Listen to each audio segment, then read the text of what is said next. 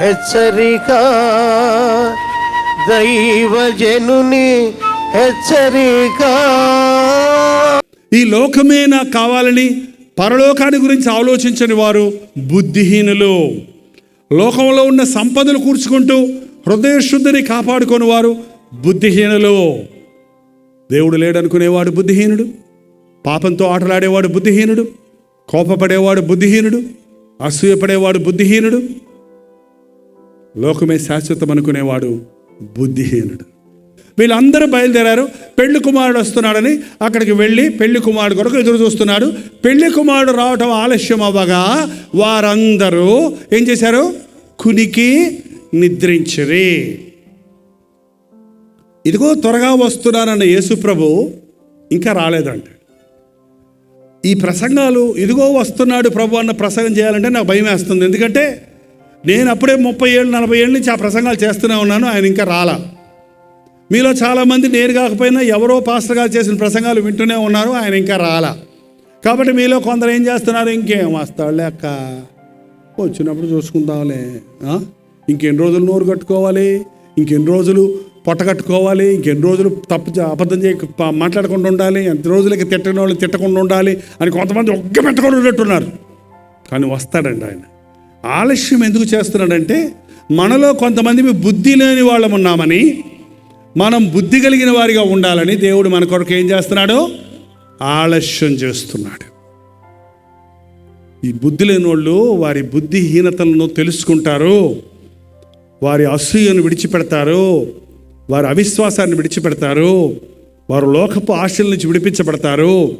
మరో ఉజ్జీవ కూటాల్లో పాలకొల్లులో జరిగితే ఆ బిడ్డలు పరిశుద్ధపరచబడతారు, వారిని నా రాజ్య వారసులుగా చేసుకోవాలి అని దేవుడు ఆలస్యం చేస్తుంటే మనం ఏమనుకుంటున్నామంటే ఇంకేమొస్తాడులే. మాట తప్పని వాడండి. మెస్సయ్య ఈ లోకంలోనికి వస్తాడు, కన్యక గర్భవతి కుమారునికి అంటుందని ప్రవక్తలు ఘోషించారు. సంవత్సరాల తరబడి వాళ్ళు ప్రకటించారు. ఇంకెక్కడొస్తాడు అనుకున్నారు. కానీ వచ్చాడు ఆయన.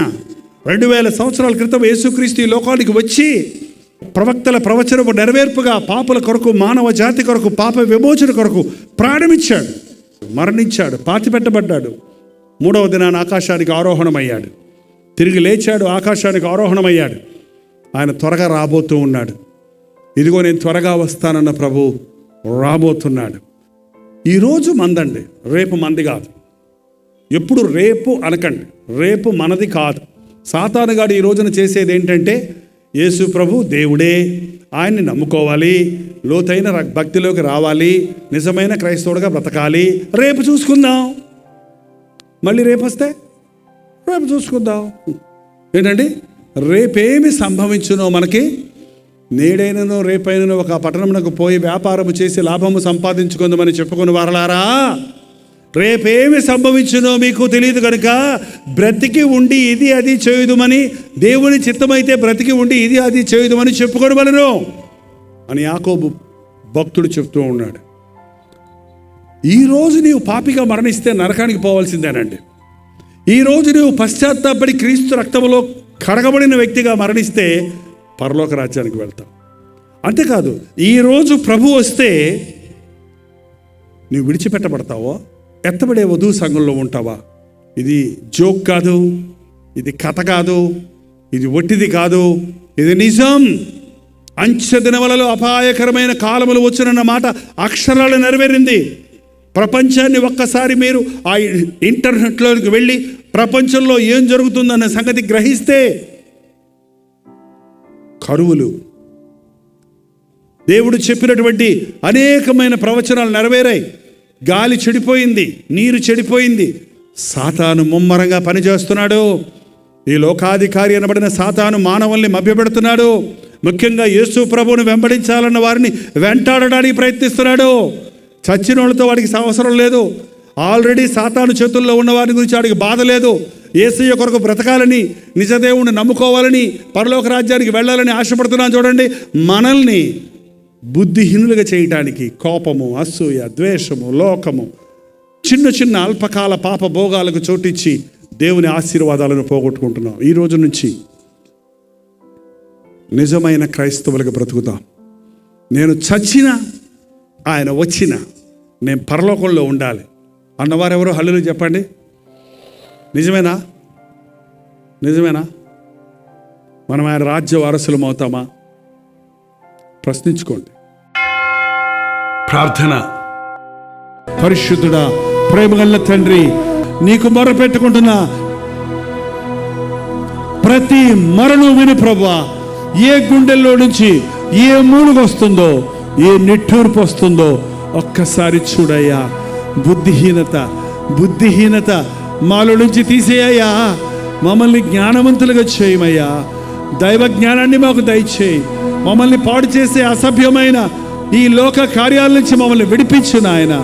మా భక్తిని పాడు చేసే దురభ్యాసాల నుంచి మమ్మల్ని విడిపించు నాయన. మా దుష్ట ఆలోచనలతో మా హృదయాన్ని అపవిత్రపరుచుకునే పరిస్థితి నుంచి మమ్మల్ని విడిపించు నాయన. స్వచ్ఛమైన నీ రక్తములో కడగబడి పవిత్రమైన సంఘముగా సిద్ధపడి నీ రాకడలో ఎత్తబడినట్లుగా ఈ ఆవడల్లో కూడి ఉన్న ప్రతి ఒక్కరికి సహాయం చేయము. ఇవాళ వస్తావో, రేపు వస్తావో, ఎప్పుడు వస్తావో, ఆ గడియేరును ఆ దినమైనను ఎవరికి తెలియదన్నావు కనుక సిద్ధపడి ఉండడానికి సహాయం చేయి నాయన. మేము ఎల్లప్పుడూ శుద్ధ హృదయంతో ఉండడానికి సహాయం చేయము. నిశ్చితమైతే నీ రాకడ ఆలస్యమైతే ఈ భూలోకంలో మరలా కలుసుకున్నటకు, లేక నీ రాజ్యంలో నిరంతరము నీతో కలిసి ఉండే భాగ్యాన్ని మాకందరికి నీ అనుగ్రహించమని యేసుక్రీస్తు నామములో అడుగుచున్నాము తండ్రి. మన తండ్రి అయిన దేవుని యొక్క ప్రేమయు, కుమారుడైన క్రీస్తు యొక్క కృపయు, ఆదరణకర్త అయిన పరిశుద్ధాత్మ యొక్క సహవాసమును కూడి వచ్చిన మనందరికీ ఇప్పుడును సదాకాలమును తోడై ఉండునుగాక. ఆమేన్, ఆమేన్, ఆమేన్.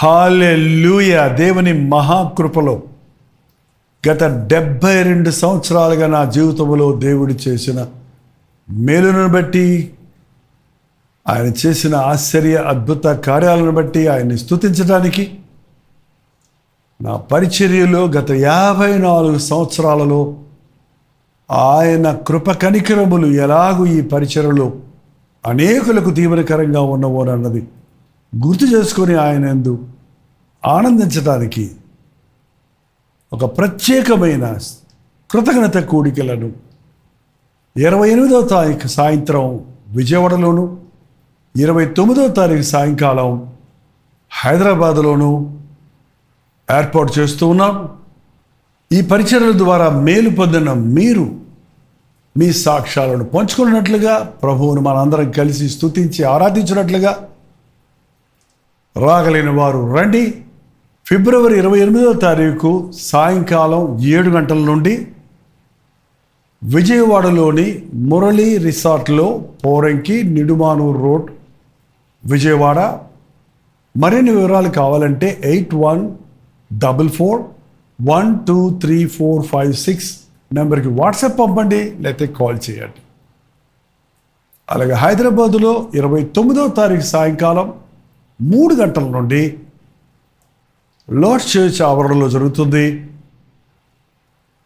9100090003 అనే నెంబర్కి కాల్ చేయండి, లేదా వాట్సాప్ పెట్టండి. 8939393939 నెంబర్కి కూడా మీరు కాల్ చేయొచ్చు, లేక వాట్సాప్ పెట్టవచ్చు. రండి, ఈ స్తుతి కృతజ్ఞత కూడికలలో పాల్గొనండి. మనందరం కలిసి దేవుడు మన ఎడల చేసిన తన అద్భుత ఆశ్చర్య కార్యాలను బట్టి ఆయన్ని స్తుతించడానికి, ఆయన సేవలో నమ్మకంగా నేను అంతవరకు బ్రతుకున్నట్టు నా కొరకు ప్రార్థించడానికి, దేవుడు చేసిన మేలులను బట్టి మనందరం ఆర్భాటం చేసి ఆయనలో ఆనందించడానికి రండి, పాల్గొనండి, ఆశీర్వదించబడండి.